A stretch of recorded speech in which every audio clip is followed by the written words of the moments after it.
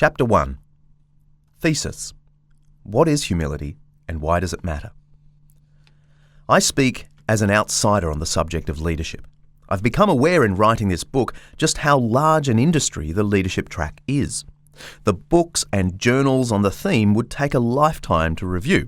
I have done what I can to learn from leadership academics like Jim Collins at Stanford, John P. Cotter and Joseph L. Badaracco at Harvard, and Simon Walker at Oxford. I've read some of the practical reflections of leaders like Charles Farkas of Bain & Company, Thomas Teal of the Boston Consulting Group, and the forever famous guru of leadership, Stephen R. Covey.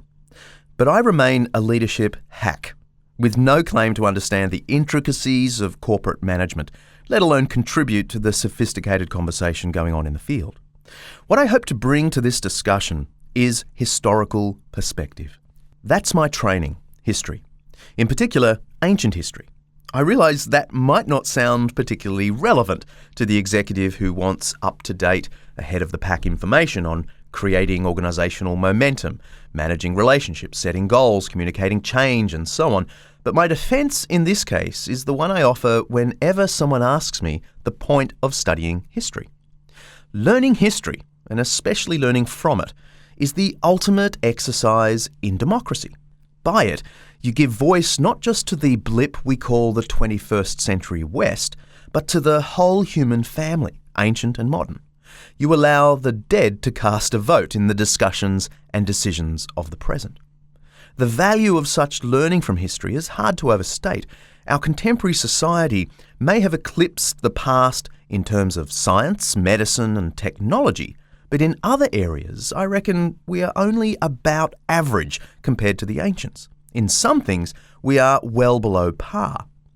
You only have to read Siddhartha Gautama, the Buddha, on the art of concentration, 5th century BC, or Aristotle on communication theory, 4th century, or Seneca on ethics, 1st century AD, or Plutarch on the complexities of friendship, 2nd century, or St. Augustine on human nature, 5th century, or Heloise on romantic love, 12th century, or William of Ockham on natural human rights, 14th century, to discover two things. First, there are few truly new ideas in the world. Second, real wisdom for life and leadership is found not just in the latest issue of the Harvard Business Review, as helpful as it is, but in opening yourself up to centuries of human thinking on these and other topics. The reader of history is the ultimate pollster, canvassing the opinion of the entire human family. With all of that said, please don't imagine that Humilitas is some ethereal call to plumb the depths of history and philosophy. Despite the pretentious Latin root title, this is an essentially practical book. I'll be drawing on ideas and authors long gone, but only in passing and mainly to flag that my best thoughts are second-hand. Apart from a section on the origins of the virtue of humility in the Western ethical tradition, which readers should feel free to skip over, most of what follows is a straightforward attempt to describe the importance of humility for contemporary life, love, and leadership, and to outline its very real benefits. The thesis. My thesis is simple. The most influential and inspiring people are often marked by humility. True greatness, in other words, frequently goes hand in hand with a virtue that on the face of it might be thought to curb achievement and mute influence. In fact, I believe it does the opposite. I will define humility in a moment, but it's worth noting the way it pops up in some unexpected places. Many readers will know the work of Jim Collins, the Stanford University business analyst and author of the best-selling Good to Great. He conducted a 5-year study exploring what turns good companies into great ones. He defined a great company as one that experienced a turnaround in which it financially outperformed the market trend by at least 3 times for a 15-year period. One classic example is Gillette, best known for shaving products. Between 1980 and 1995, the company enjoyed cumulative stock returns 7.39 times greater than the general stock market. Only 11 companies in the US made Collins' great category.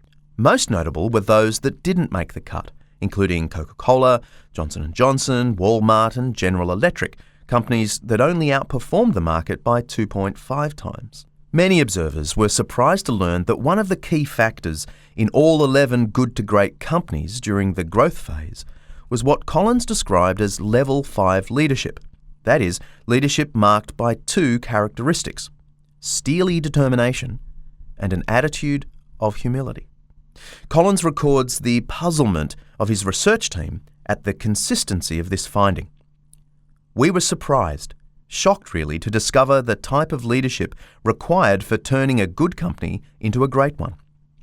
Compared to high-profile leaders with big personalities who make headlines and become celebrities, the good to great leaders seem to have come from Mars. Self-effacing, quiet, reserved, even shy, these leaders are a paradoxical blend of personal humility and professional will. They are more like Lincoln and Socrates than Patton or Caesar.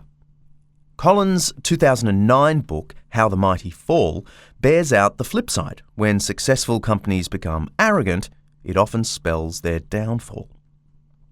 Then there is General Stanley McChrystal, number 2 in Time magazine's Person of the Year for 2009.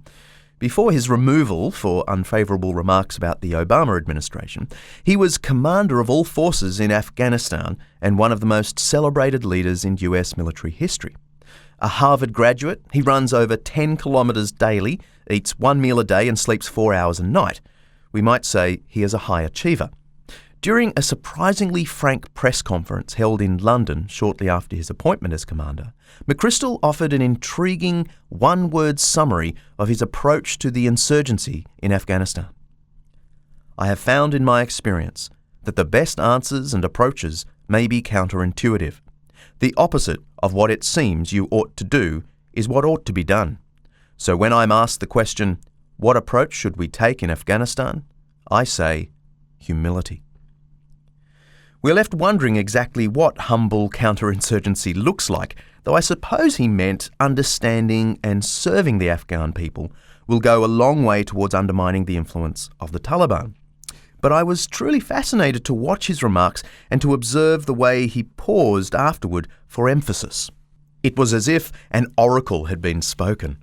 The unwinnable war can be won through humility. Humility appears in some unlikely places. General McChrystal is right to describe this idea as counterintuitive. Readers might already be asking, how can influence be exerted and enemies overcome through humility? Surely what's needed is forcefulness. It all depends how we define the word. What is humility? Humility does not mean humiliation, even though both words are offspring of a single Latin parent, humilitas. Nor does it mean being a doormat for others, having low self-esteem or curbing your strengths and achievements. Collins' work reminds us it is possible to be humble, iron-willed, and successful, and they frequently go together. Muhammad Ali was wrong when he once quipped, "At home, I'm a nice guy, but I don't want the world to know. Humble people, I've found, don't get very far." Having strong opinions is no hindrance to humility either. One of the failings of contemporary Western culture is to confuse conviction with arrogance. I will explore this further in Chapter 10, where I suggest that humility, rightly understood, is a potential antidote to the hateful political and religious rhetoric we often hear, left versus right, Christian versus Muslim, and so on. I want to argue that the solution to ideological discord is not tolerance in the postmodern form we frequently find it, the bland affirmation of all viewpoints as equally true and valid, but an ability to profoundly disagree with others and deeply honour them at the same time. It should be entirely possible for Christians to reject Islamic doctrine as invalid and untrue, to maintain theological conviction, in other words, without diminishing their capacity to honour Muslims as fellow members of the human family. Likewise, the political right should be able to disagree with the left and vice versa without descending into name-calling, backbiting, and worse. So what is humility if it isn't surrendering our convictions, strengths, and achievements? The etymology of the word is helpful but requires some explanation to avoid misunderstanding. Several ancient cultures have contributed to Western culture generally. The influential British political philosopher John McMurray put it like this: 3 old civilizations have been mixed together to form the culture of which we are the heirs: the Hebrew, the Greek, and the Roman. A religious, an artistic, and an organizing, administrative or scientific civilization. These 3 streams of old experience have never really fused. This is no less true of the story of humility. I'll say more about this in chapters 5 and 6, but now I just want to point out that the peculiar Western meaning of humility derives from the usage of the Hebrew-speaking Jews, Latin-speaking Romans, and the Greeks, in particular Greek-speaking Christians of the first century. In all 3 languages, the word used to describe humility means low, as in low to the ground. The Hebrew anava, the Greek tapeinos, and the already familiar Latin humilitas. Used negatively, these terms mean to be put low, that is, to be humiliated. Positively, they mean to lower yourself, or to be humble. The 2 uses are radically different. One is the awful experience of being conquered or shamed, and this was the dominant usage of the term in ancient times. The other is the noble choice to redirect your power in service of others. This became the dominant usage only late in the Roman period, 2nd to 5th centuries AD, and for reasons I will explain in chapter 6. We are now in a position to define the term as I will use it throughout the book. Humility is the noble choice to forego your status, deploy your resources, or use your influence for the good of others before yourself. More simply, you could say the humble person is marked by a willingness to hold power in service of others. There are 3 key thoughts in this definition. First, humility presupposes your dignity.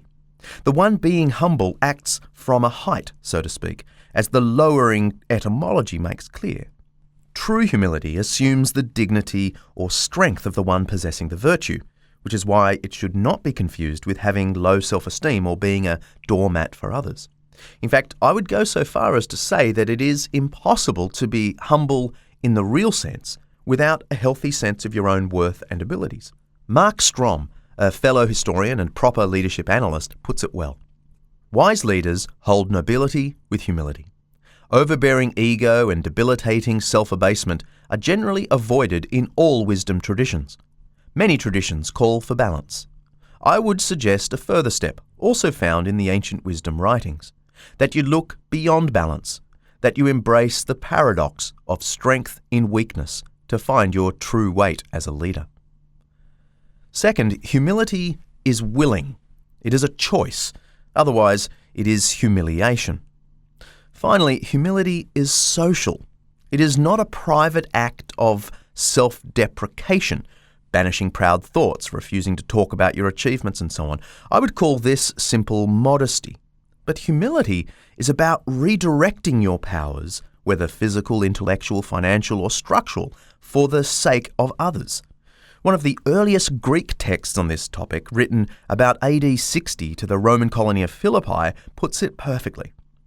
In a humble frame of mind, regard one another as if better than yourselves, each of you taking care not only of your own needs, but also of the needs of others. Humility is more about how I treat others than how I think about myself. Let me illustrate the 3 aspects of humility with an example of the virtue. There are so many to choose from. If this were my history of religions class, I might mention the Indian prince who, despite the comforts of his position, turned his significant intellect to the task of overcoming suffering. Or I might talk about the Galilean rabbi who influenced Western history probably more than any other individual, but who epitomized humility, once even washing his students' feet like a slave as an object lesson in leadership. My example is a sporting one. Think of Roger Federer, at one time the world's #1 tennis player, who seems incapable of winning or losing without praising his opponent.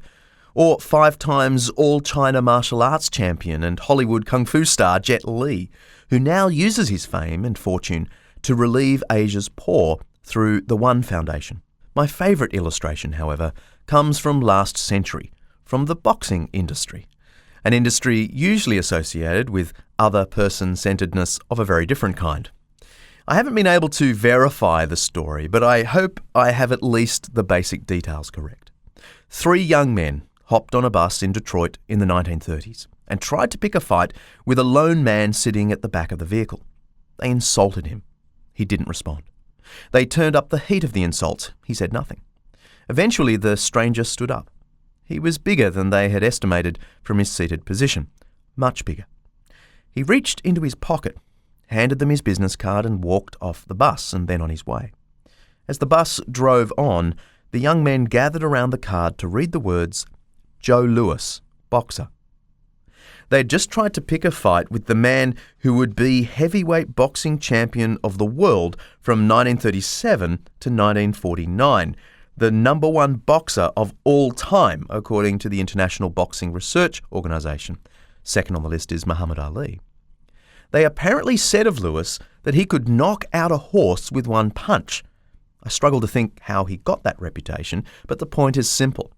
Here is a man of immense power and skill, capable of defending his honour with a single devastating blow. Yet, he chooses to forego his status and hold his power for others, in this case for some very fortunate young men. The story is emblematic of Louis's whole life.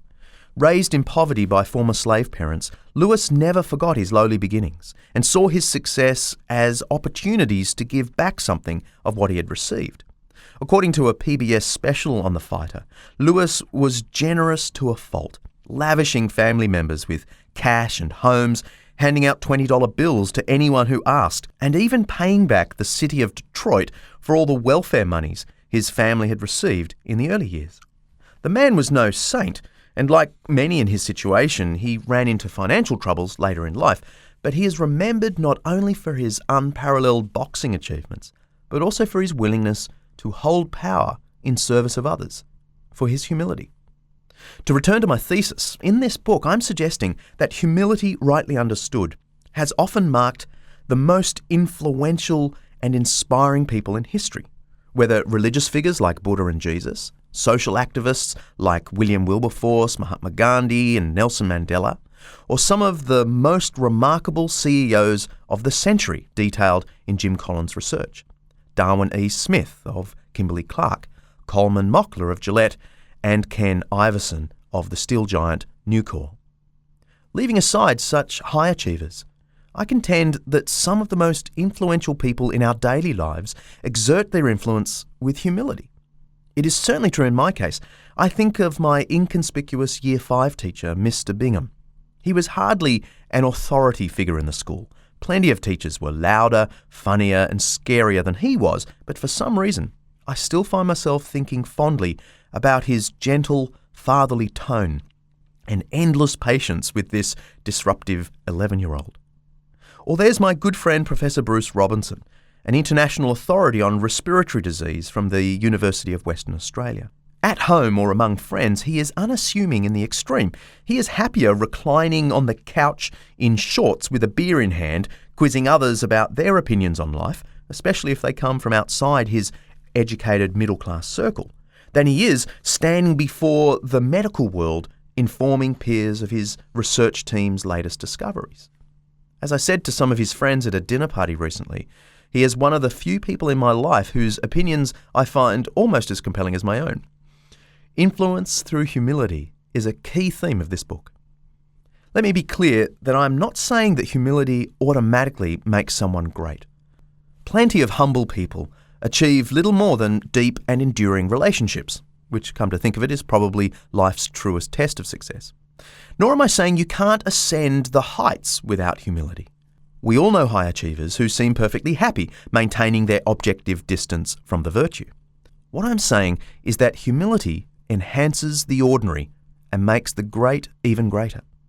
Whether you are an average Joe or Joanne trying to make a difference in your neighbourhood, or a corporate leader, football coach, military commander, school teacher or parent keen to enhance your impact on those in your care, my aim is to convince you of the logic, beauty and benefits of the ancient virtue Humilitas.